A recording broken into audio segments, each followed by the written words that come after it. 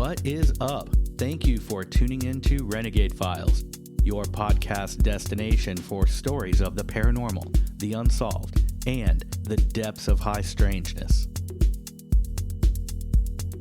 I'm your host, Lex Gordon, coming to you from the Jungle Villa Outpost, deep in the uncharted tropics.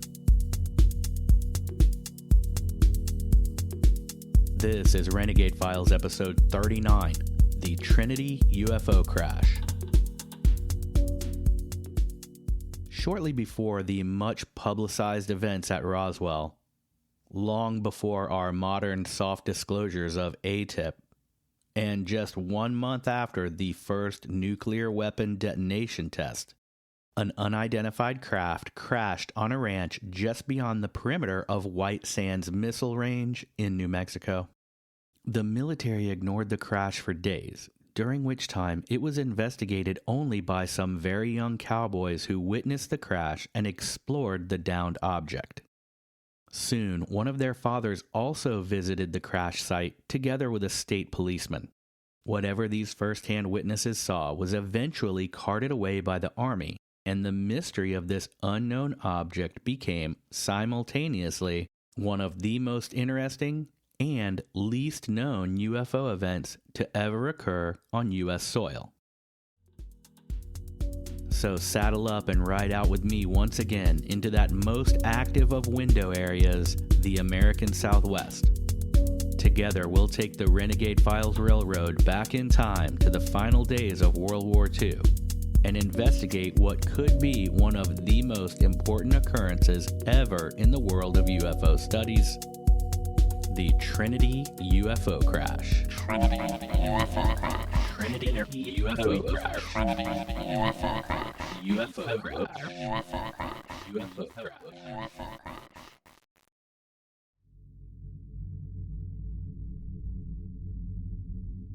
So many times, the tale of a UFO sighting is just who saw it, where and when they saw it, and then any corroborating witnesses and evidence, all that. That's what you end up with when just one or a few people see something in the sky for a few seconds. Those experiences can be amazing and important, but this case is even more so.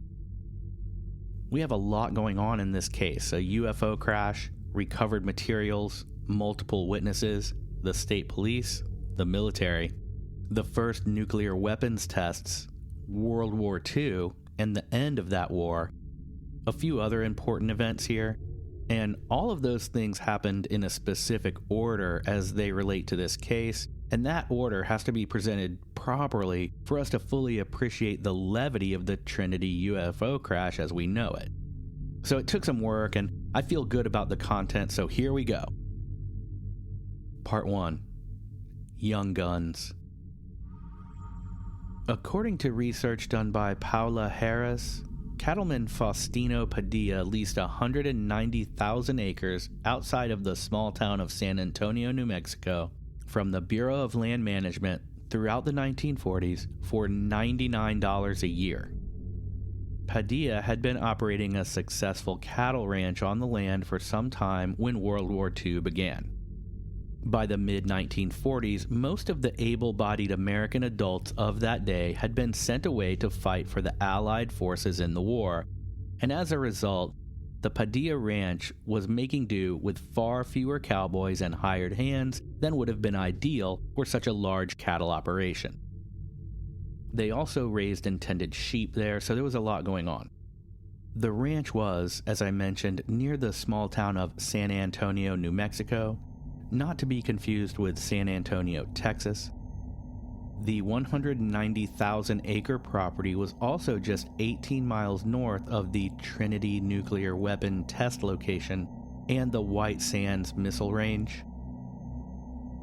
So all the men being off at war caused a lack of staff for the ranch, and that was something that drug out from around 1939 until about 1945, and it was the main reason that Padilla's young son Jose and his friend Remy Baca, just 9 and 7 years old respectively, were riding horseback on a section of the ranch to check on a cow.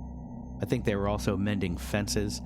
This job they were out to do basically find and tend if needed a cow due to calf, is also the reason the boys had powerful binoculars, and those binoculars become an important part of this story coming up.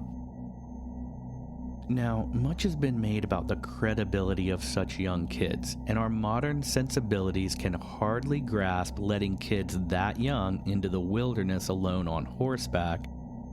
But these were different times and different kids. Most of the grown men were away for the war, and cattle still had to be tended.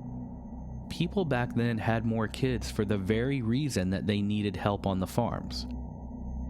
These two boys had been working on the ranch together for some time, so this wasn't their first day out on the range. Some skeptics have also questioned why such young boys would just happen to have a pair of powerful military-grade binoculars on them.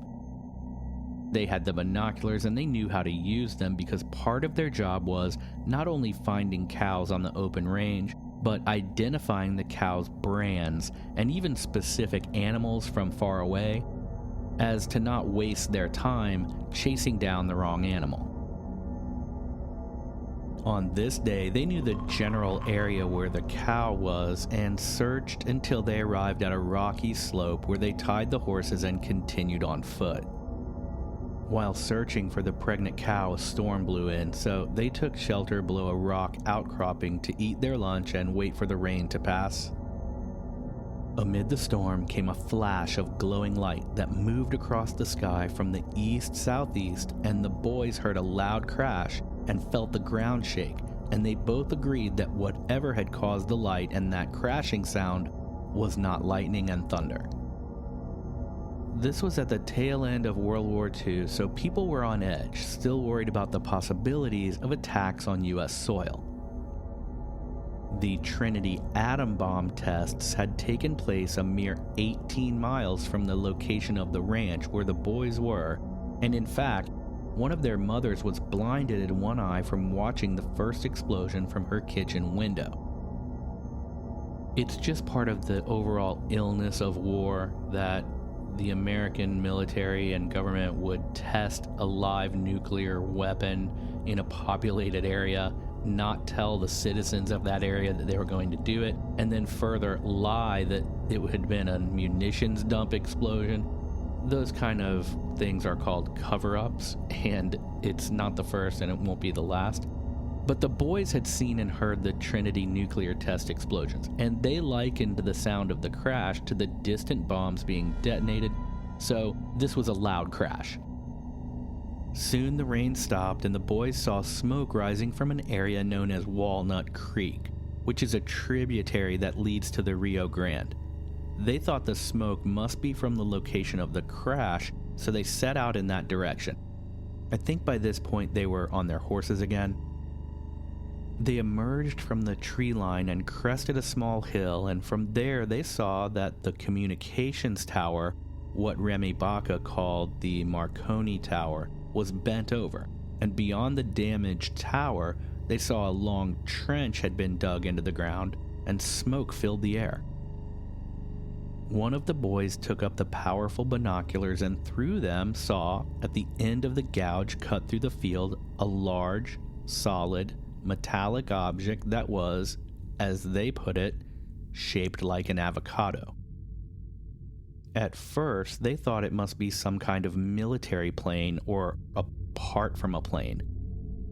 There was an army airfield at the White Sands Missile Range nearby, and the boys would have seen many planes taking off and landing from their ranch.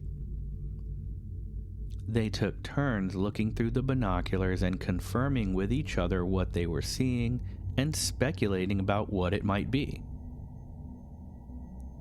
They knew that if a pilot crashed on their land, they were supposed to help, so they cautiously started toward the object. But while still half a mile or so away, they saw that the object had a hole broken into it, and they guessed that the hole had been caused when the object struck the radio tower. They moved cautiously closer, and as they did, they began to find pieces of debris from the crash scattered about the ground. Remy picked up a sheet of thin metal that was as light as a feather and would return to its flat, smooth shape after folding or crumpling. He put this, what would eventually be called memory metal, into his saddlebag, and the two continued. They also came upon several tangles of glowing wire, which they called angel hair. They stretched it out, coiled it up, and saw that it would glow brighter and then dim and shift colors from pink to purple to white. This wire was connected to no apparent source of electricity or battery. It was just mysteriously glowing and lighting up. They stashed that as well and rode on. From about a quarter mile away, they stopped to take another look at the object. Put yourself in the mindset of two young kids who had grown up with World War II and all of the news about it being an active part of their entire lives. They would have been very careful about walking up to anything that had crashed, like a plane or a helicopter, because for all they knew, it could have been part of a German, Japanese, or even an Italian attack on U.S. soil. Unlikely in hindsight, but at the time no one knew. The war may have been technically over at this point, but the exact end of World War II is still debated, and news traveled much more slowly in those days, so these kids weren't taking any chances. They took cover in a small stand of brush, and through the binoculars they looked at the downed object. Through the hole in the craft, Jose saw light shift and something inside the object moved. Then, as he looked, the unmistakable forms of life. In shock, he watched 3 living creatures emerge from the hole and inspect the craft, and he was speechless seeing that they looked, as he described them, like giant ants standing up on 2 legs. He handed the binoculars to Remy Baca, who also saw the creatures and described them as looking like praying mantises. They said these creatures were about 4 feet tall, had heads that were egg-shaped and much too big for their bodies. They had large, pointed oval eyes, what they described as babies' mouths, and long, spindly arms and legs. They were insect-like in appearance, gray in color, and were either unclothed or wearing skin-tight suits.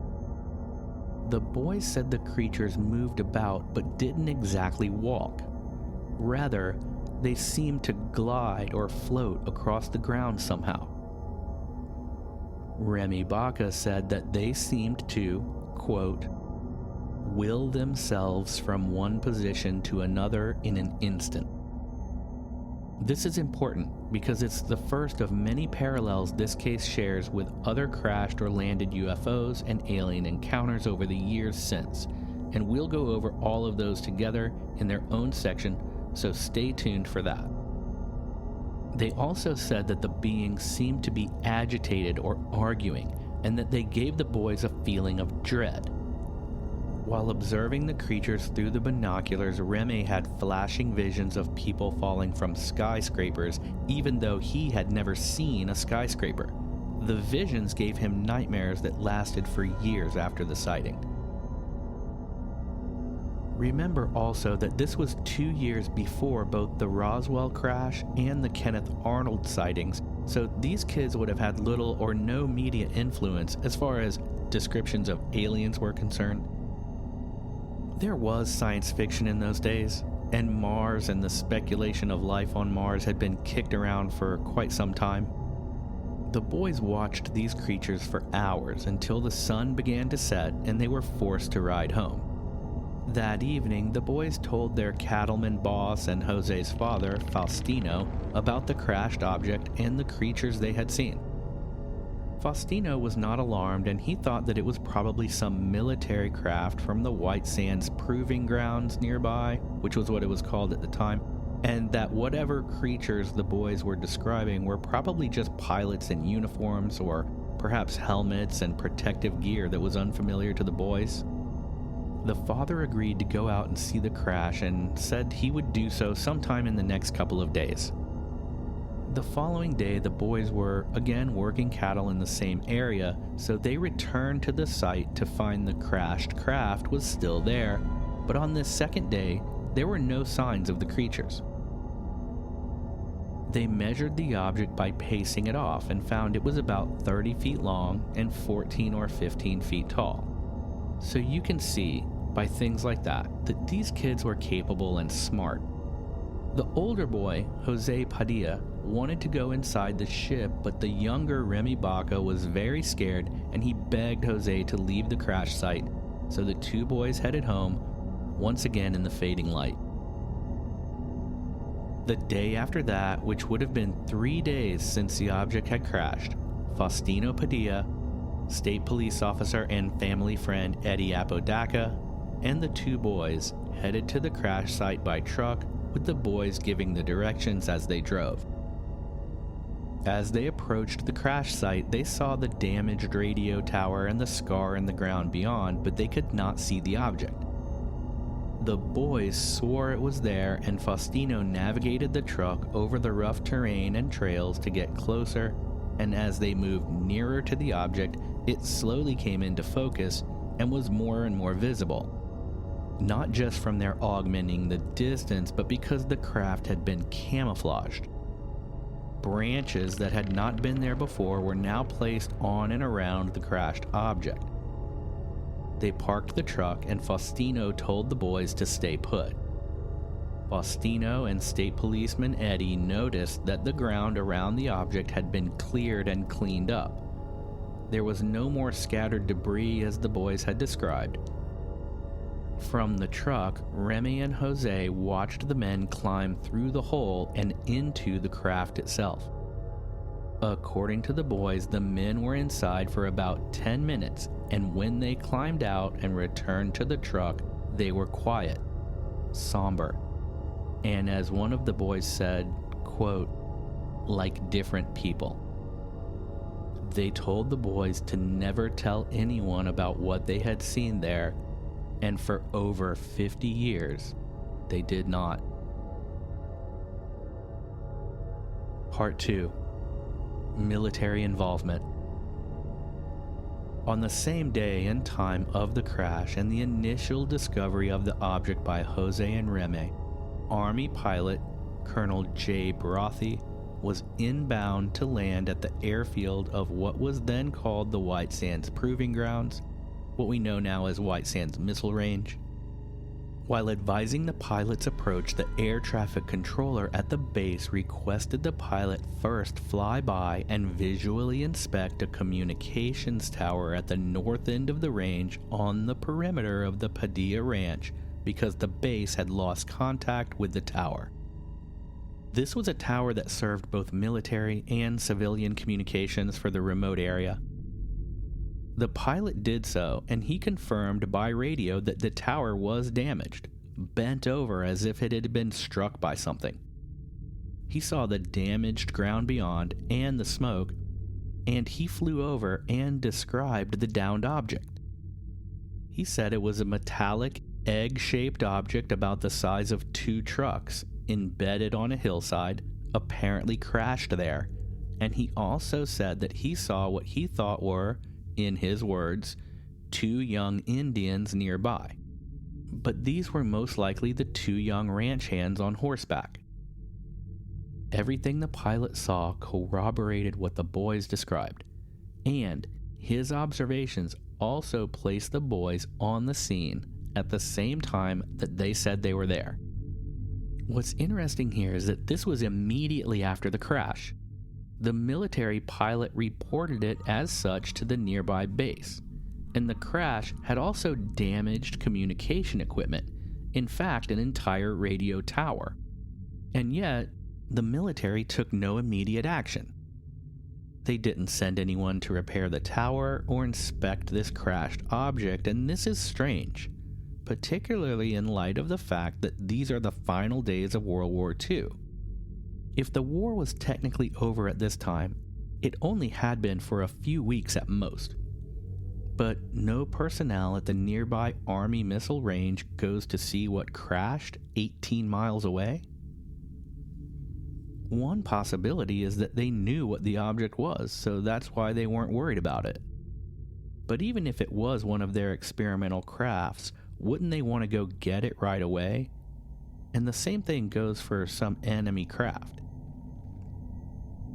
And if it was a sensitive experimental craft, and they knew it had crashed, then they also knew that other people knew about it because the pilot described the boys being there and seeing it. Them not going to get it right away seems strange. It's just odd that they knew something crashed so close to the base, and it damaged a radio tower they use on the way down, but they didn't go check it out. Eventually they did, but only after the landowner reported the object, which leads us to the next stage of this event. After their visit to the site, it was Jose's father, Faustino, and the state police officer, Eddie Apodaca, who reported the downed UFO to the nearby military base. They began making plans to investigate. This would have been the Army and the Army Air Corps because the Air Force had yet to be established as its own military branch. After investigating the crash, the military installed a fence and a gate at the ranch access road for the official purpose of recovering the object, which they said was a downed weather balloon. 2 years before Roswell, the weather balloon cover story already being used. Army officials told Faustino Padilla to tell anyone who asked about the military presence on the land that the Army was mining manganese on the property. The Army worked for days to recover the object, and they had to use an 18-wheeler to haul the craft away. A downed weather balloon of the type used at White Sands in that era can fit into a pickup truck bed. As the soldiers worked, the boys would sneak up onto a nearby ridge to watch them. The men had to build a frame to hold the craft on the flatbed trailer, and once they had it loaded, they covered it with a tarp. With the craft finally loaded, the Army personnel working on it took a break and went to the nearby Owl Bar and Cafe to eat. Seeing this as their last chance to look inside the craft, the boys made their way to the trailer, climbed under the tarps, and Jose Padilla climbed through the hole and into the craft. He said inside the floor was flat, there were no obvious controls or seats, and the only equipment that was visible was some kind of bracket on one wall. He used a pry bar they found on the semi-trailer bed to pry the bracket off, and they made off with it. They were gone when the Army came back and hauled the craft away, but the boys still had the memory metal Baca had found, the bracket Jose had stolen, and the glowing wire, which the family actually used to decorate their Christmas tree for years, but they eventually threw it away. It's like when your mom cleans out your closet. Mom, what happened to that glowing, color-changing, illuminating wire that generated light without electricity? You know, the one I got from that UFO? Oh, honey, I threw that away. Mom, I wanted to keep that. Jeez. Part 3. The Best Kept Secret. The two young cowboys didn't tell anyone about this crash for 58 years. Jose Padilla left San Antonio in 1954, and Reme Baca left in 1955. They lost contact from 1955 until 2001 when they found each other online through social media. Reme Baca was living in Washington State, and his old friend Jose Padilla was in California. While messaging each other online, they both recalled their long-held secret about the UFO and aliens they had seen crashed in their childhood. They decided that the war was long over and that it was time to tell their story. They reached out to another old schoolmate, Ben Moffitt, who was then a reporter for the Mountain Mail, which is a local Socorro newspaper. Reporter Ben Moffitt published their tale as a 2-part series in the 2003 November 2nd and 6th editions of the paper. Italian UFO researcher Paola Harris later came upon the case through this article, and she arranged to fly out to Washington State to interview Baca in 2010. By then, Baca and Padilla were in their 70s. Paola Harris did the bulk of research into the case initially, and through her work and that of a few others. James Fox also interviewed Remy Baca. The story made its way to Jacques Vallée, who became intensely interested in the case due to the physical evidence involved, mainly the existing bracket, because that can be studied. It seems that, as I said, the glowing wire, or what they called angel hair, that had been thrown away, and the memory metal had been used to repair a leaking windmill water pump fitting on the ranch, and has sort of been lost to time. Both Harris and Vallée visited the site multiple times and have researched the case and interviewed witnesses and pored over documents, and their work has resulted in their book, Trinity, The Best Kept Secret, by Jacques Vallée and Paola Harris. The book is good if it is somewhat long-winded. It could have been half the length. I think that's mostly because the story, although it's complex, isn't a terribly long story, so there is some stretching out going on in the book. Much of the research I found when digging into this case centered around Vallée and Harris making radio, YouTube, and podcast rounds to promote the book, mostly Harris. Vallée has the bracket and is studying it, and as far as I've been able to find out, it's made of aluminum, which is obviously common on Earth, but Vallée says it's an extremely pure aluminum, like we would have to make it in a lab under very specific conditions. There are pictures of the bracket, and I'm not sure if anyone has ever figured out if it's earthly or not, but it does look pretty ordinary to me, but who knows? I'd think that if it was some mundane object like a windmill part, that someone would have pointed it out by now, especially when scientists led by Vallée are actively trying to figure out what it is. From what Vallée and Harris have said, the object will end up going to Rice University. How and why there, I have no idea. But on the topic of the bracket, this leads us into the interior of the craft. We have interior descriptions from Jose Padilla because he went into the craft when it was on the Army flatbed, and from the father and the trooper who went inside it and either told the boys directly or were overheard by them talking about it in the truck ride back that day. This case aligns with others in another strange way, which is the incomplete nature of these craft descriptions. For example, those described by Bob Lazar, Travis Walton, and the witnesses in this case have a decided lack of practical controls like machinery, windows, or obvious navigation equipment. They don't seem to have radar, thrust and steering controls, seating, storage. It's odd. It makes it seem like the crafts are unfinished or almost incomplete, as if they exist somehow between our world and some other world. Something only partially manifested into our dimension. That's out there, but it's cool. It's true that if you look at the interior of a Tesla, there's very little in the way of visible controls. It's all touch screens, and when those are off, they look like nothing, and so it's possible that these off-world crafts, if that's what they are, employ methods and technology that we don't understand. Obviously, we don't, but it feels like more than that to me. Lazar said he felt some kind of living intelligence to the crafts he says he worked on. Something organic. The Vallée-Harris book gives us a good deal of detail about the case, but rather than just repeat it all, I want to use their information to draw parallels between the Trinity UFO case and some other famous events that have taken place after it. These parallels are what make the Trinity case so interesting. Going over these similarities is basically our conclusion for this case, that and a few other ideas, so let's get right into them. First of all, we have striking similarities to the Ariel School UFO sightings and ET encounters. We covered the Ariel School in Renegade Files Episode 8, the Ariel School alien encounter, and it's one of the most credible and important cases ever documented, so check that one out for sure, Episode 8. Both Trinity and Ariel involve the following aspects.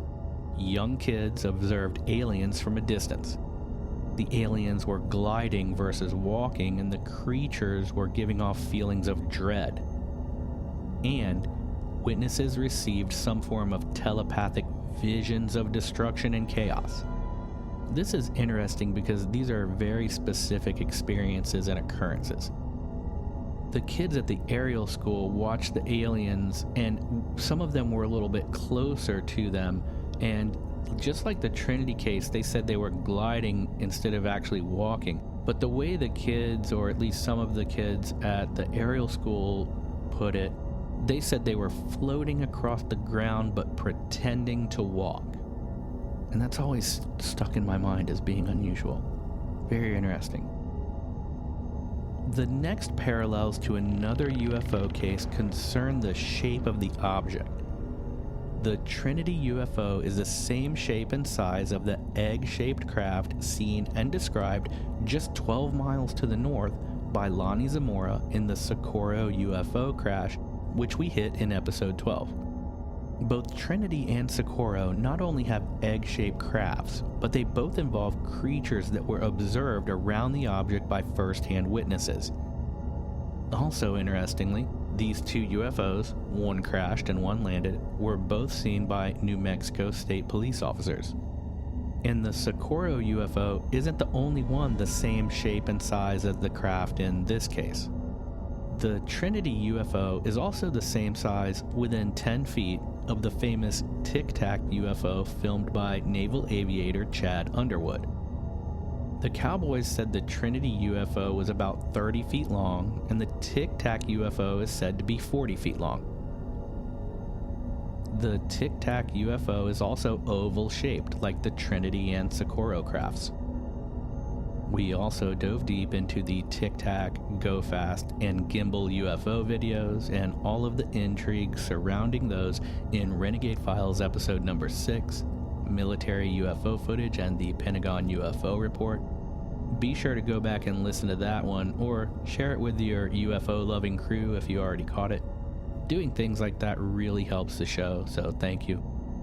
Also, Trinity, the Ariel School, Tic Tac, and the Socorro UFO sightings all took place in daylight and involved what seemed to be nuts and bolts physical UFOs. The Trinity UFO case is also connected to nuclear weapons due to the first test of such bombs happening just 18 miles away and exactly 1 month prior to the sighting. UFOs, as we know, seem to also have been interested in nukes in other such cases, such as the Malmstrom Air Force Base sighting and nuclear warhead shutdowns. That was our very first episode.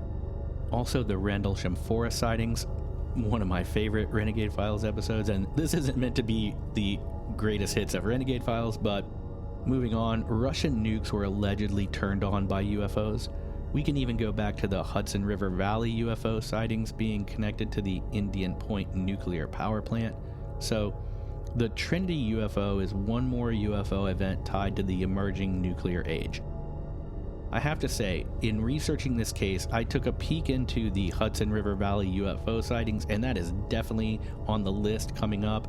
Not the next show, but on its way, because that story is phenomenal.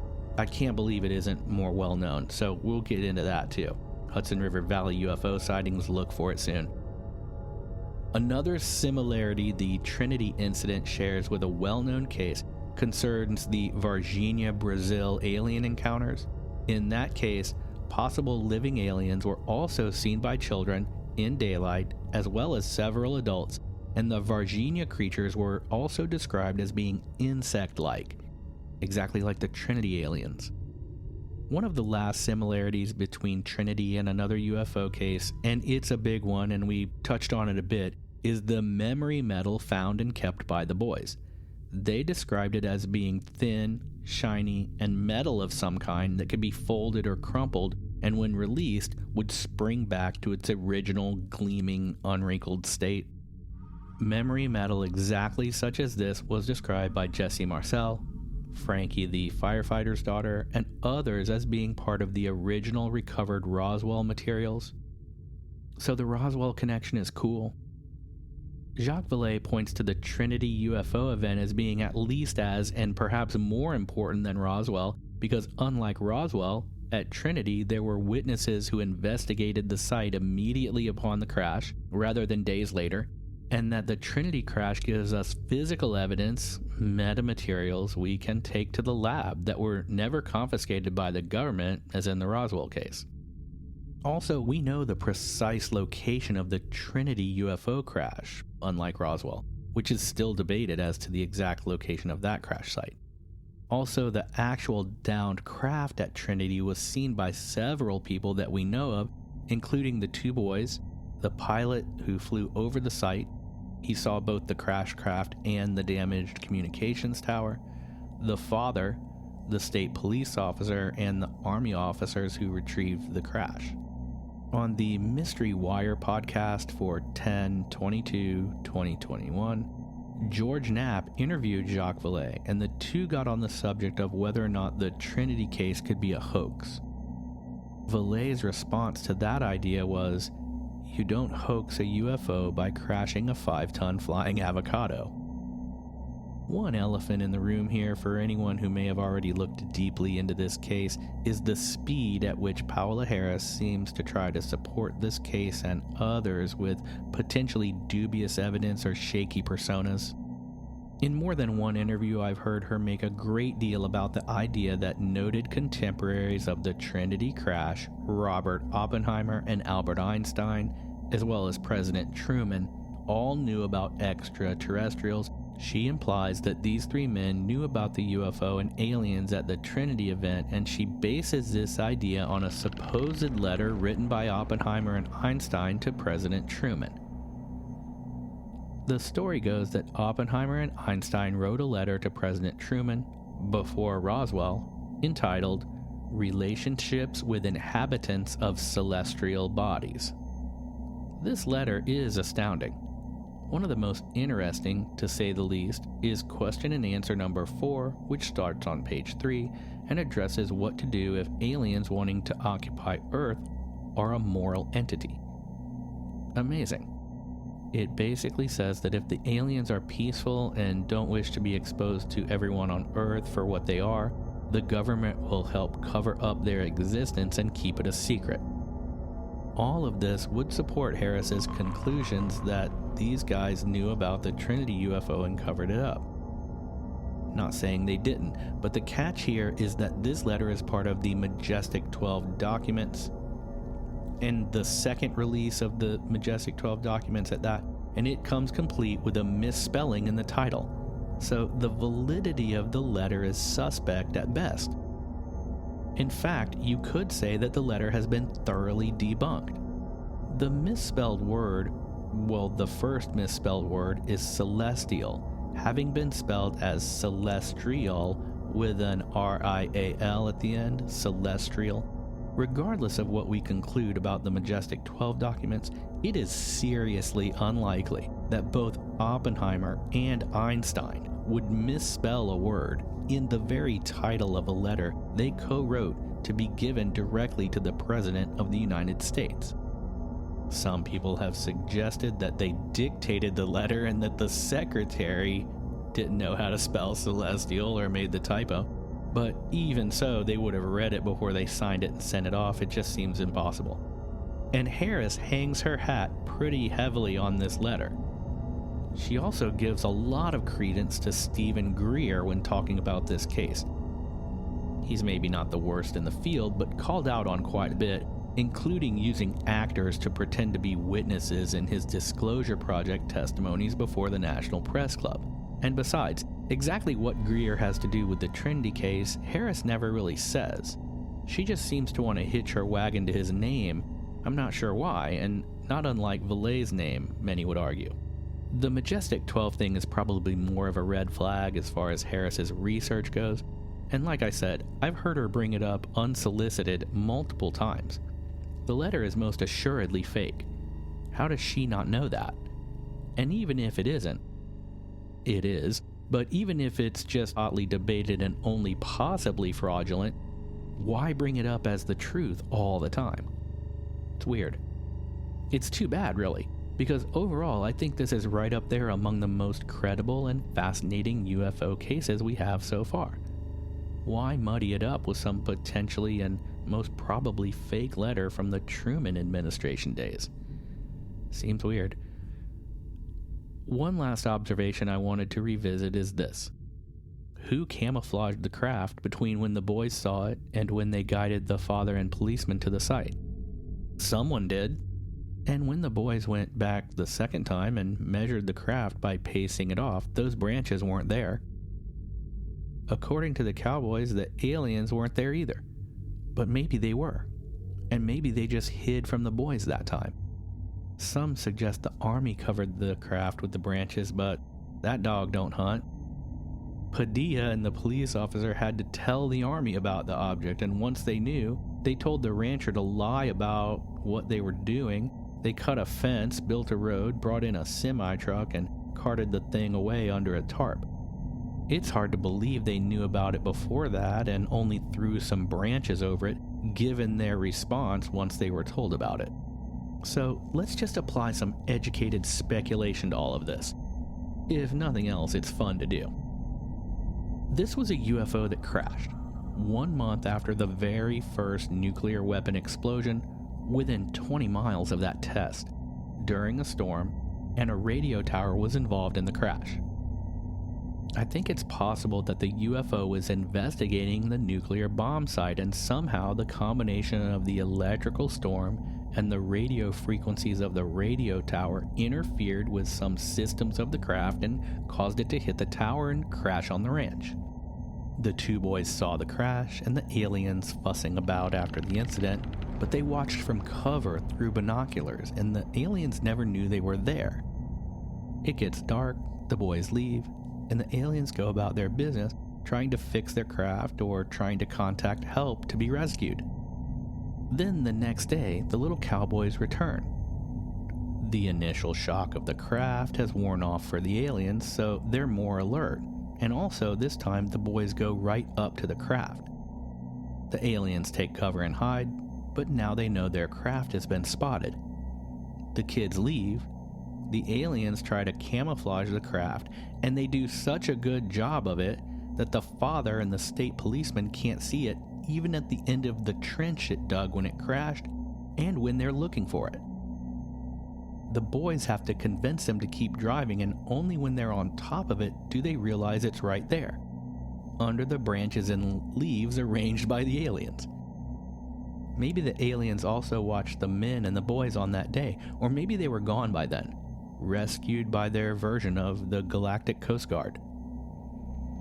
The men go inside the thing, freak out, tell the army, and a logistically complex removal and cover-up ensues. This speculative scenario also reminds me of another case, the one in Texas where a UFO crashed into the farmer's windmill and the townsfolk there buried the alien. That was also during a storm. We also have a paranormal component to the story. When the boys took the bracket souvenir, they hid it under the floorboards of a shack used as shelter by sheep herders who also worked on the Padilla Ranch. Like the crash itself, they kept this object and its initial hiding place a secret. But then, a few days later, one of the sheep herders came to his boss, that is ranch owner Faustino Padilla, saying that he had to quit. When Faustino asked him why, the man said that 3 little men had entered his shack by passing directly through the walls in the middle of the night, and that they asked him to return their property. He thought they were ghosts or demons, and it bothered the sheep herder so much that no amount of consoling or assurances by the rancher could persuade the man to stay, so he did indeed quit and move away. After this, the boys removed the stolen UFO bracket from the sheep herder shack and hid it in an old barn where no one lived. All of this adds up to make a remarkable American UFO case. Before Roswell, before Socorro, and before Area 51, but all within a remarkably close distance to each other, all surrounding the location of the first nuclear weapon detonation. The main witnesses were two kids, yes, but two kids who grew up in World War II and who were serious cowboys who probably did more work in a day than many men now do in a week. And their father, a respected and successful rancher and a state police officer, also saw the object and went inside it. An Army pilot saw the craft from the air and the damaged radio tower, and he described it to the air traffic controllers at the base. He described the exact object the boys reported, and he also saw those two boys there when they said they were. Army personnel saw the craft, handled it, and carted it away. The Army officials also told the rancher to say that they were mining in the area if anyone asked, which, as we know, is not true. That's called a cover-up. If it really was a weather balloon, as the Army would later claim, why not just tell the rancher to say that from the beginning? Do you need to open a fence wider than a cattle operation needs, grade a road deep into a ranch, and bring an 18-wheeler to remove a downed weather balloon? No. As long as we're getting into this, there's also this strange connection to Robert Oppenheimer. We talked a bit about him in the Fake Majestic 12-letter discussion. Oppenheimer was a physicist and the wartime head of the Los Alamos laboratory, and he is called the father of the atomic bomb for his role in developing the Manhattan Project. He observed the first Trinity test. Upon seeing the explosion, Oppenheimer is said to have quoted the Bhagavad Gita by sadly uttering, quote, "Now I am become death, the destroyer of worlds." Oppenheimer later lobbied for controlling nuclear power and avoiding a nuclear arms race with the Soviets. He also opposed further nuclear weapons development, and all of this caused him to be labeled a communist, and his security clearances were revoked. He discovered molecular wave functions, predicted quantum tunneling, and students of his made important contributions to theories of black holes and neutron stars. He was friends with Einstein. But he was also a lifelong occultist. He learned Sanskrit to read ancient Hindu scripts. He was brilliant but strange, and maybe in hindsight, conflicted. He helped create the first nuclear weapons, so he is tied up into this story, not really directly involved with the Trinity UFO. It could have been some crash military device, but if it was, the Army took their time getting it back, even after the pilot saw it and a rancher and policeman reported it to him. Who has the pictures of this thing? We have pictures of little Remy Baca sitting a 15-hand cutting horse, and it's the cutest thing in the world. He must have jumped from the barn roof to get up there. They got the camera out for that, but no one took a camera to take a photo of the UFO crashed on the ranch. The rancher, the trooper, the Army. Someone has a photo of the Trinity UFO. In the end, this is a credible and amazing story of an early UFO and sightings of aliens, or at least some kind of insect-like creatures, and the Harris Vallée book might be the closest we come to getting all of the information here. I hope you like this case. I sure do. Thank you so much for going through it with me. To get more episodes and tons of deep content on all manner of high strangeness, visit patreon.com/Renegade Files or tap the link to Patreon in the show notes or at our website at therenegadefiles.com. Become a Renegade Files agent on Patreon and get bonus episodes, all of the research for each episode, free MP3s of episode background music, and the chance to interact with me and other agents, while helping us keep the show free of corporate ads and helping me to keep making the episodes. For just a few bucks, you can do all of that, so check it out, patreon.com/Renegade Files, which helps indie creators like me stay afloat. I'll see you in there, and thanks to the supporters who helped me there already, I am so grateful.